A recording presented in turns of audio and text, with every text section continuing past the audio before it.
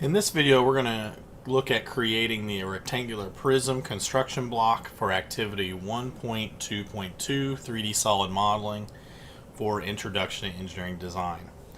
So we've used Onshape to create the first construction block, which is going to be our cube. So we explored a lot of the different kind of basic functions of Onshape, even navigation wise. And what we're going to end up doing is we're going to go ahead and create another document inside of here, inside of our folder, and we're going to call this rectangular prism. And then I can go ahead and hit enter, or I can select create, and that'll load us into our workspace. Very similar to how we did last time. I'm going to go ahead and I'm going to start off with a sketch. So I'm going to select sketch, and then I got to select a sketch plane. So I'm going to go ahead and go over to my graphics. Either I can select front from here, or I can select front from the browser, and you'll notice that it puts the sketch plane aligned with the front plane and even notes what sketch plane it is. If I pick the wrong one, I can always select the little X icon and pick another work plane.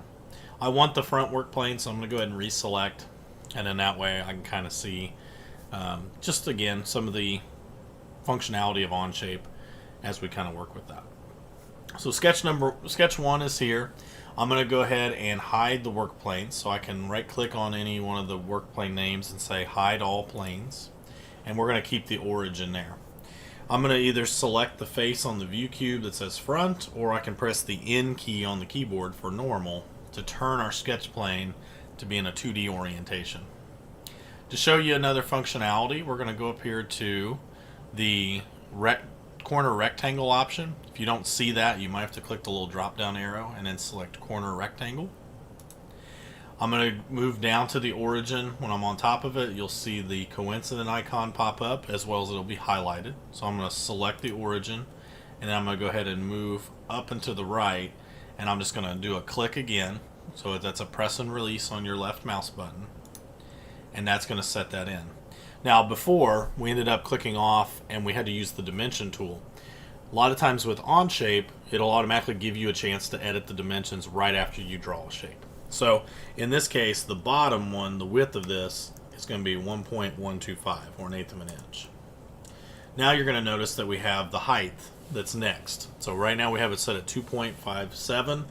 For the measurement that we had, it was 2 5/16. So I'm going to go ahead and type 2.313, which is the decimal equivalent. Either I can type that, or I can write a little expression by saying 2 plus, and then in parentheses I'll put 5 divided by 16. And when I hit enter, you'll see that it does create a little F symbol next to the dimension, meaning that that's a function that we wrote an equation, but it still gives me the exact same measurement. So either way, you're able to put in a value, a fractional measurement, either by evaluating the expression or typing in the decimal equivalent. Okay, we have a fully constrained sketch. I'm going to go ahead and select the green check mark on sketch 1. I'm going to go ahead and right click and select the isometric orientation. Go up, grab the extrude command, select my sketch. I'm going to flip the direction here, and the depth is going to be 1.125. So it's going to be 1/8 of an inch, and I can see that kind of showing up there. Select the green check mark. In my parts, I can right click on the part 1 and select rename, and give it the proper name. Selecting enter will set in the new name. I can right click on this, assign a material. We ended up looking at wood, and I believe in the previous video we selected poplar as an example. You can always choose a different wood just to see the different types of properties. But go ahead and I can select the green check mark, right click on the rectangular prism again on the part name, and select edit appearance. I'm going to choose blue as my option, and I'm going to go ahead and select the green check mark. You can also, like down here, the origin is still visible. We can also hide the origin by selecting the eyeball icon that shows up in the browser next to the name of it. And a couple things that we didn't cover in the previous video are how to kind of maybe rotate around. So another thing that you might want to do is on your scroll wheel on your mouse, you can always zoom in and zoom out. Wherever you put your cursor, that's where it's zooming in and out from. If you press straight down on your scroll wheel and hold down and move your mouse, you can pan around the screen. If you hold your right mouse button, you can rotate the shape and be able to rotate around and see the different features. So that creates the orbit tool, or a pivot that you can rotate and see the different faces. If you get this turned around to where it's like, okay, I want it to get back to the original position that it was in, you can always right click and select isometric, and that'll turn it right back into the top, front, right side orientation, just like how you drew it in the original sketch.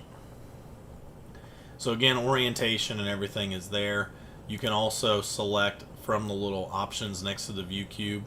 Isometric is usually what's there, but they do have like dimetric, which kind of shows you how the different orientations, trimetric, and as well as zoom to fit, zoom to window.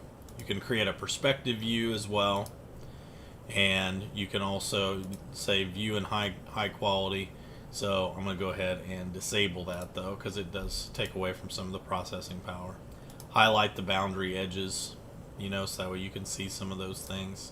So if you want to have that option, I'm going to go ahead and uncheck that, and I'm actually just going to put this back into an isometric view and toggle off perspective.